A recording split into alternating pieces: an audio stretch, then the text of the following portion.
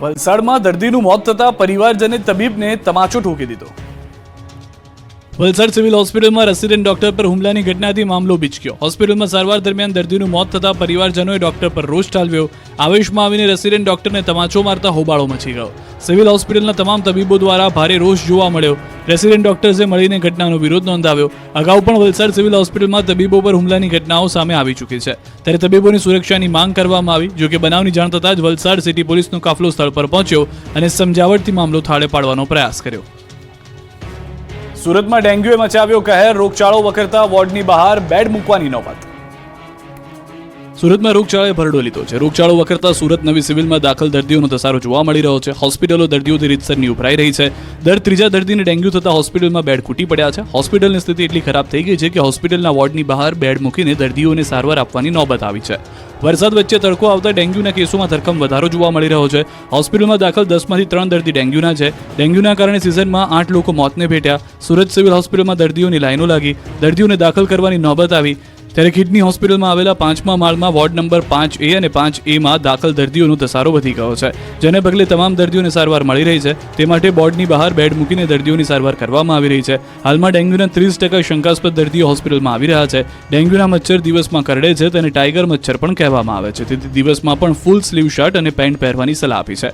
ડેન્ગ્યુના લક્ષણો સાથે આવતા દર્દીઓ 4 થી 10 દિવસથી તાવ આવવાની ફરિયાદ કરી રહ્યા છે। વાલીઓ માટે લાલબત્તી સમાન કિસ્સો। સુરતમાં 1.5 વર્ષની બાળકી મેગ્નેટિક માળા ગળી ગઈ। સુરતમાંથી માતા પિતા માટે લાલબત્તી સમાન કિસ્સો જોવા મળ્યો। શહેરના ડિંડોલી વિસ્તારમાં રહેતી 1.5 વર્ષની બાળકી મેગ્નેટિક માળા ગળી જવાની ઘટના બની। બાળકી રમતી વખતે 18 મણકાની મેગ્નેટિક માળા ગળી ગઈ। માળા ગળી જતા બાળકીને 2-3 દિવસ પેટમાં દુખાવો અને ઉલટીઓ થવાની શરૂ થઈ। પરિવાર બાળકીને સારવાર માટે હોસ્પિટલ ખસેડતા ડોક્ટરે એક્સરે કરતા પેટમાં મણકાની માળા દેખાય। માળાને લઈને બાળકના આંતરડાની દિવાલમાં કાણા પડી ગયા, તેથી ડોક્ટરોએ આંતરડાના કાણાની સારવાર કરી બાળકીનો જીવ બચાવ્યો। સ્મીમેર હોસ્પિટલના તબીબોએ 3 કલાકમાં સફળ સર્જરી કરી માળા બહાર કાઢી બાળકીનો જીવ બચાવ્યો। બનાસકાંઠામાં ખેડૂતોને લૂંટતી હાઇફન કંપની ખેડૂતો સામે ઝૂકી ગઈ। બટાટાના પ્રતિમણ વધુ ભાવ આપવા તૈયાર થઈ। બનાસકાંઠાના બટાટાની ખેતી કરતા ખેડૂતોને લૂંટતી હાઇફન કંપની ખેડૂતો સામે ઝૂકી છે। ઇકબાલગઢ ખાતે આવેલા એક કોલ્ડ સ્ટોરેજ ખાતે ખેડૂતોની બેઠક યોજાઈ હતી। આ બેઠકમાં હાઇફન કંપની ખેડૂતોને યોગ્ય બટાકાના ભાવ ન આપતી હોવાથી અને ખેડૂતો પાસેથી નીચા ભાવે બટાકા ખરીદતી હોવાની સાથે ખેડૂતોનું શોષણ કરતી હોવાને લઈને રોષ જોવા મળ્યો। બનાસકાંઠા જિલ્લામાંથી 700થી વધુ ખેડૂતોએ ઉપસ્થિત રહી કંપની સામે ભારે રોષ ઠાલવ્યો, જેથી ખેડૂતોના રોષના પગલે આખરે કંપનીને ઝૂકવાનો વારો આવ્યો। ખેડૂતોનો રોષ જોઈને આખરે કંપનીએ ખેડૂતોને યોગ્ય ભાવ આપવાની ખાતરી આપી। મહત્વનું છે કે બનાસકાંઠામાંથી ખેડૂતોને બટાકાનું બિયારણ આપતી અને બટાકાની ખરીદી કરતી hyphen food private limited company દ્વારા છેલ્લા ઘણા વર્ષોથી ખેડૂતોને અન્ય કંપની કરતાં ઓછા ભાવ આપતી, તેમજ બટાટાના વજન અને પ્રોસેસિંગ પ્રક્રિયામાં ખેડૂતોને ઓછા ભાવ આપીને પરેશાન કરતા। પોખરાજ, કુકરી, બાદશાહ, મનાલી જેવી અલગ અલગ જાતોના બટાટાનું વાવેતર માટે પ્રતિમણે 270 થી 281 રૂપિયાનો ભાવ ચાલે છે, પણ હાઇફન કંપનીએ પોતાની તાનાશાહી શરૂ કરીને ખેડૂતોને પ્રતિમણે અન્ય કંપની કરતાં 19 થી 20 રૂપિયા ઓછા આપતા ખેડૂતોએ વિરોધ કર્યો હતો। ગીર બોર્ડરના ગામડાના વિદ્યાર્થીઓએ શિક્ષણ બહિષ્કારની આપી છે ચીમકી। ભાર વગરના ભણતરના સ્લોગન તો તમે બહુ સાંભળ્યા હશે, પરંતુ તાલાલા ગીરના બોર્ડર પરના ગામડાઓમાં વિદ્યાર્થીઓ ભયવાળું ભણતર ભણી રહ્યા છે। જી હા, ગીર સોમનાથ જિલ્લાના તાલાલા તાલુકાના ગીર બોર્ડરને અડીને આવેલા ગામોના વિદ્યાર્થીઓ ભય તળે અભ્યાસ કરવા જઈ રહ્યા છે, જેનું કારણ છે વાહન વ્યવહારની અવ્યવસ્થા। પાણીકોઠા અને લીમદ્રા સહિતના આસપાસના ગામના બાળકો જાવંત્રી ગામે અભ્યાસ અર્થે જાય છે। વાહનની કોઈ વ્યવસ્થા ન હોવાથી બાળકો વન્ય પ્રાણીઓના ભય સાથે ચાલીને અભ્યાસ અર્થે જવા મજબૂર છે। 35 થી 40 બાળકો 2 કિલોમીટરનું અંતર કાપીને ભણતર માટે જાય છે, જેથી વાલીઓમાં ભયનો માહોલ છવાયો રહે છે। ત્યારે સરકાર સમક્ષ વાલીઓએ વાહનની માંગ કરી છે, જે વિદ્યાર્થીઓને ઘરેથી શાળા સુધી લઈ જઈ શકે। જો સરકાર આ બાબતે નિરાકરણ નહીં કરે તો આગામી દિવસોમાં શિક્ષણનો બહિષ્કાર કરી બાળકોને શાળામાંથી ઉઠાવી લેવા ચીમકી આપી છે। 7 દિવસ વરસાદથી રાહત મળશે, હવે ગરમીમાં શેકાવા રહેજો તૈયાર। ગુજરાતમાં વરસાદે વિરામ લીધો છે। રાજ્યમાં વરસાદની તોફાની ઇનિંગ બાદ મેઘરાજા થાકી ગયા હોય તેમ વેકેશનના મૂડમાં આવી ગયા છે। હવામાન વિભાગની આગાહી મુજબ આગામી 7 દિવસ સુધી ભારે વરસાદથી રાહત મળશે। રાજ્યના મોટાભાગના વિસ્તારમાં 7 દિવસ વરસાદના કોઈ એંધાણ નથી। રાજ્યમાં હળવાથી મધ્યમ વરસાદી ઝાપટા પડશે। છૂટાછવાયા વરસાદી ઝાપટા પડવાનું અનુમાન છે। સૌરાષ્ટ્ર કચ્છમાં આવનાર 7 દિવસમાં સૂકું વાતાવરણ રહેશે। અમદાવાદ અને ગાંધીનગરમાં આજે અને આવતીકાલે હળવો વરસાદ પડી શકે। અમદાવાદ, ગાંધીનગરમાં તાપમાન 34 ડિગ્રી રહેવાનું અનુમાન છે। બીજી તરફ રાજ્યમાં વરસ્યો સામાન્યથી વધુ વરસાદ। 1 જૂનથી અત્યાર સુધીમાં 40 ઇંચ વરસાદ પડ્યો। રાજ્યમાં 46% વધુ વરસાદ ખાબક્યો। ગુજરાત પ્રાંતમાં 46% વરસાદ વધુ નોંધાયો, જ્યારે સૌરાષ્ટ્ર કચ્છમાં 73% વધુ વરસાદ પડ્યો। રાજકોટમાં એક દાદા 30 મિનિટમાં ઝાપટી ગયા 19 લાડવા, મહિલાએ આરોગ્યા 10 લાડુ. રાજ્યભરમાં ગણેશ મહોત્સવ ચાલી રહ્યો છે, ત્યારે રાજકોટમાં ગણેશ મહોત્સવ અંતર્ગત શહેરના રેસકોર્સ રોડ પર ભાજપ દ્વારા સિદ્ધિ વિનાયક ધામ ગણેશોત્સવનું આયોજન કરાયું છે, જેમાં વિવિધ સ્પર્ધાનું આયોજન થાય છે. સિદ્ધિ વિનાયક દ્વારા સતત 16મા વર્ષે લાડુ સ્પર્ધાનું આયોજન કરવામાં આવ્યું, જેમાં માત્ર 50 કિલો વજનના વડીલ ગોવિંદ લુણાગરિયાએ 19 લાડવા ઝાપટીને યુવાનોને પણ શરમાવી દીધા. તો ઘીથી લથબથ લાડુ ખાવામાં મહિલાઓનો પણ દબદબો જોવા મળ્યો. આ સ્પર્ધામાં 43 વર્ષીય સાવિત્રીબેન યાદવ 10 લાડવા આરોગી વિજેતા બન્યા, જ્યારે કે બીજા ક્રમાંકે 14 લાડુ આરોગનારા અશોક રંગાણી રહ્યા. 19 લાડવા આરોગી જનાર ગોવિંદભાઈ છેલ્લા 12 વર્ષથી લાડુ સ્પર્ધામાં ભાગ લે છે. તેઓ ખેતીકામના વ્યવસાય સાથે સંકળાયેલા છે. સાવિત્રીબેન યાદવ 6 વર્ષથી લાડુ સ્પર્ધામાં ભાગ લે છે, તેમજ દર વર્ષે તેઓ લાડુ સ્પર્ધામાં પ્રથમ ક્રમાંક મેળવે છે. લાડુ સ્પર્ધામાં 35થી વધુ સ્પર્ધકોએ ભાગ લીધો. તમામ સ્પર્ધકોને સર્ટિફિકેટ આપ્યા, તેમજ વિજેતા ભાઈઓ બહેનોમાં પ્રથમ, દ્વિતીય અને તૃતીય ક્રમે આવનારને રોકડ પુરસ્કાર આપ્યા. ભાદરવી પૂનમનો મહામેળો હવે 16 કળાએ જામ્યો. 5 દિવસમાં 20 લાખથી વધુ ભક્તોએ મા અંબાના દર્શન કર્યા. વિશ્વ પ્રસિદ્ધ પવિત્ર યાત્રાધામ અંબાજીમાં ભાદરવી પૂનમના મહામેળા પ્રસંગે ભક્તિ, શક્તિ, તપ અને શ્રદ્ધાનું જાણે ઘોડાપૂર ઉમટ્યું, ત્યારે અનેક સંઘો માતાજીને અર્પણ કરવા ધજાઓ લઈને નીકળ્યા. ભાદરવી પૂનમનો મહામેળો હવે 16 કળાએ જામ્યો. દૂર દૂરથી પદયાત્રા કરીને અંબાજી આવતા માઈ ભક્તો મા અંબાના દર્શન કરી ધન્યતા અનુભવી રહ્યા છે. અંબાજી જતા તમામ રસ્તા ઉપર ભરચક માનવ પ્રવાહ ભક્તિભાવથી અંબાજી તરફ ઉત્સાહભેર આગળ વધી રહ્યો છે. અંબાજી ખાતે મિની મહાકુંભના દર્શન જેવો માહોલ જામ્યો. અંબાજીના માર્ગો ઉપર હાથમાં ધજાઓ, મનમાં માત્ર ભક્તિ અને આનંદ, ઉલ્લાસ અને લાખો માઈ ભક્તોના અંબાજી પગપાળા જતા અંબાજીના માર્ગો સુહામણા બન્યા. શક્તિપીઠ અંબાજી ખાતે ભક્તોનો મોટો ધસારો જોવા મળ્યો. અંબાજી આવતા તમામ માર્ગો માઈ ભક્તોથી ઉભરાઈ રહ્યા છે. નાચતા ગાતા ભક્તો હાથોમાં ધજાઓ લઈને અંબાજી મંદિરે પહોંચી રહ્યા છે. 5 દિવસ દરમિયાન 20 લાખથી વધુ માઈ ભક્તોએ મા અંબાના દર્શનનો લાભ લીધો, ત્યારે કર્ણાટકના કેટલાક સેવાભાવી લોકો સેવા કરવા અંબાજી પહોંચ્યા છે. અંબાજીથી 3 કિલોમીટર દૂર આ કર્ણાટકના 8 જેટલા સેવાભાવી લોકો ઇડલીનો કેમ્પ રાખી પદયાત્રી જતા શ્રદ્ધાળુઓને ઇડલી પીરસી રહ્યા છે. અંબાજી ભાદરવી પૂનમના મેળામાં 1,20,000ની નકલી નોટ ઝડપાઈ. ભાદરવી પૂનમના મેળાનો આજે 5મો દિવસ છે. ધૂમધામથી આ જગત જનની માં અંબાના ધામે ભાદરવી પૂનમનો મહામેળો યોજાઈ રહ્યો છે, ત્યારે મેળામાં ભક્તોની ભીડનો લાભ ઉઠાવવા એક ગઠિયાએ નકલી નોટો ઘુસાડી. ભાદરવી પૂનમના મેળામાં ભીડનો લાભ લઈ નોટો વટાવવા આવેલા યુવકને બનાસકાંઠા LCBએ ઝડપી પાડ્યો. અંબાજી ભાદરવી મહામેળામાં વટાવવા આવેલા શખ્સને 500ની 240 ડુપ્લિકેટ નોટ સાથે ઝડપી પાડ્યો. ડુપ્લિકેટ ભારતીય ચલણી નોટ 1,20,000 સાથે LCBએ કિસમને ઝડપી પાડ્યો. બાબરના બુરેઠા ગામના ભરત પ્રજાપતિને ડુપ્લિકેટ નોટ સાથે ઝડપી પાડ્યો. આરોપી પોતાના ઘરે કલર પ્રિન્ટરમાં નોટો છાપતો, ઘરે જ કલર પ્રિન્ટમાં 500ની ચલણી નોટ છાપી પ્રસાદીના કાઉન્ટર પર નકલી નોટો વટાવવાનો પ્રયાસ કરતા રંગે હાથે ઝડપાઈ ગયો. બધી જ નકલી ચલણી નોટનો નંબર એક જ હોવાનું જાણવા મળ્યું. કૌભાંડમાં અન્ય લોકોની સંડોવણીને લઈને પણ પોલીસે તપાસ શરૂ કરી છે. સુરત પોલીસ માટે 48 કલાક પડકારજનક. ઈદ અને ગણેશ વિસર્જનને લઈને 16,000 સુરક્ષા કર્મીઓ તૈનાત. સુરતમાં ઈદ અને ગણેશ વિસર્જન મોટા પર્વની ઉજવણી સાથે શહેરમાં ઉત્સાહ, ઉમંગ જોવા મળી રહ્યો છે. સાથે જ ઉચાટભરી સ્થિતિ પણ જોવા મળી રહી છે. સૈયદપુરાની ઘટના બાદ શહેર પોલીસ તંત્ર બંને પર્વને લઈને સતર્ક થઈ ગયું છે. 2 દિવસ પર્વને લઈને 48 કલાક સુરત પોલીસ માટે ખૂબ જ પડકારજનક રહેશે. આ માટે સુરત પોલીસ જમીનથી લઈ આકાશ સુધીના દરેક ખૂણા પર નજર રાખી રહી છે. સુરત શહેરના 25 જેટલા અતિ સંવેદનશીલ અને સંવેદનશીલ વિસ્તારમાં પોલીસ ટીયર ગેસના સેલ સાથે ઊભી છે. ગણપતિ વિસર્જન અને ઈદે મિલાદના જુલુસને લઈ સુરત શહેર ફરી છાવણીમાં ફેરવાયું છે.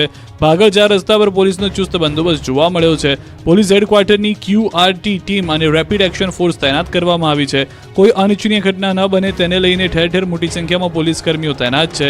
સુરતમાં 80,000 જેટલી મૂર્તિઓનું વિસર્જન કરવામાં આવશે, જેના માટે 16,000થી વધુ પોલીસ કર્મી બંદોબસ્તમાં તૈનાત છે. 320 ધાબા પોઈન્ટ રહેશે, જેના પરથી પોલીસ તમામ ગતિવિધિઓ પર નજર રાખશે. 3,000થી વધુ CCTV સાથે drone camera, body worn camera, વ્રજવાહનની પણ મદદ લેવામાં આવી રહી છે. સોશિયલ મીડિયામાં ખોટી અફવા ન ફેલાય તે માટે કંટ્રોલ રૂમની પણ ચાંપતી નજર છે. સુરતમાં ગણેશ વિસર્જન વખતે હજીરામાં ક્રેન, ગેસ કટરની સંખ્યા વધારવામાં આવી. 600 સ્વયંસેવક ખડેપગે રહેશે. સુરત શહેરમાં મોટી મૂર્તિનું વિસર્જન શક્ય ન હોવાથી દર વર્ષની જેમ આ વર્ષે પણ 9 ફૂટથી ઊંચી મૂર્તિનું સુરતથી 35 કિલોમીટર દૂર હજીરાના બોટ પોઈન્ટ પર વિસર્જન કરવામાં આવશે. ગત વર્ષે 32 કલાક સુધી વિસર્જનની પ્રક્રિયા ચાલી હોવાથી આ વર્ષે ક્રેન, ગેસ કટર અને ફોર્ક લિકટર વધારી દેવામાં આવ્યું છે. સાથે સ્થાનિકો યુવાનોની મોટી ફોજ ઉતારવામાં આવી છે. રાજ્યના સૌથી મોટા ગણાતા ગણેશ વિસર્જનની તૈયારીઓ હજીરામાં પૂર્ણ થઈ. સુરતના હજીરા બોટ પોઈન્ટ ઓવારા ખાતે વિસર્જન માટેની તૈયારીઓ કરાઈ. સુરત શહેર પોલીસ કમિશનર અનુપમસિંહ ગેહલોત સાથે ઉચ્ચ કક્ષાના પોલીસ અધિકારીઓ હજીરા ખાતે સમગ્ર સ્થિતિનો ચિતાર મેળવ્યો. આવતીકાલે તારીખ 17 સપ્ટેમ્બરે ગણેશ વિસર્જનનો કાર્યક્રમ યોજાશે. 12 મહાકાય ક્રેનની મદદથી ગણેશજીની મૂર્તિનું વિસર્જન કરાશે. રાધે કૃષ્ણ ગ્રુપના સહયોગથી બોટ પોઈન્ટ ઓવારા ઉપર હજીરા ખાતે મૂર્તિઓ વિસર્જિત કરાશે. 600 સ્વયંસેવક સાથેની team 12 crane, 12 ફોર્કલિફ્ટ, 9 special gas cutter સહિતના સાધનો સાથે મૂર્તિઓના વિસર્જન માટે તૈનાત કરાઈ છે.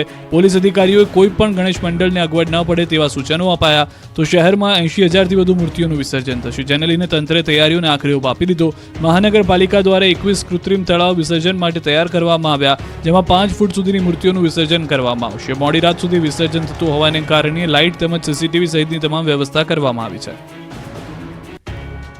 સુરતમાં 300થી વધુ બાળકોએ વાલીઓ સાથે કરી ગણપતિની પૂજા. સુરત શહેરમાં ગણેશ મહોત્સવમાં અનોખી પૂજા કરવામાં આવી. ગણપતિ પૂજા સાથે માતા પિતાની પણ પૂજા કરવામાં આવી. સુરતના પરમસુખ ગુરુકુળમાં 300થી વધુ બાળકોએ ગણપતિ પૂજન સાથે માતા પિતાની પૂજા કરી. સનાતન સંસ્કૃતિ અને પરંપરાને આગળ ધપાવવાનો પ્રયાસ કર્યો. બાળકો અને તેમના માતા પિતા વચ્ચેનો પ્રેમ સંબંધ મજબૂત બને અને સંસ્કૃતિમાં સમાવિષ્ટ રહે તે સુનિશ્ચિત કરવા માટે આયોજન કરવામાં આવ્યું હતું. હિંમતનગરના ગાયત્રી યુવા ગ્રુપ દ્વારા ગણેશ મહોત્સવમાં સ્વચ્છતા થીમ અંતર્ગત નાટક યોજાયું. ભારતભરમાં ગણેશ મહોત્સવની ઠેર ઠેર ઉજવણી થઈ રહી છે, ત્યારે હિંમતનગર ખાતે પણ ગણેશ મહોત્સવની રમઝટ ચાલી રહી છે. ગાયત્રી યુવા ગ્રુપ દ્વારા દર વર્ષની જેમ આ વર્ષે પણ ગણેશ મહોત્સવનું આયોજન કરવામાં આવ્યું છે. અહીં દરરોજ અલગ પ્રકારના કાર્યક્રમ યોજાતા હોય છે, ત્યારે એક નાટક કે જેમાં બેટી બચાવો પાણી બચાવો સાથે સ્વચ્છતા રાખો જેવા મુદ્દાઓને લઈ કલાકારોએ અભિનવ કર્યો હતો. નરેન્દ્ર મોદી દ્વારા સ્વચ્છતા હી સેવા અંતર્ગત આયોજકો પ્રધાનમંત્રીથી પ્રેરાઈને આ નાટક યોજ્યું હતું. પોતાના ઘરથી પોતાના દેશને કઈ રીતે સ્વચ્છ રખાય તે આ નાટકમાં દર્શાવવામાં આવ્યું અને મોટી સંખ્યામાં લોકો પણ આ નાટક નિહાળી સ્વચ્છતા રાખવાની વાત સ્વીકારી હતી.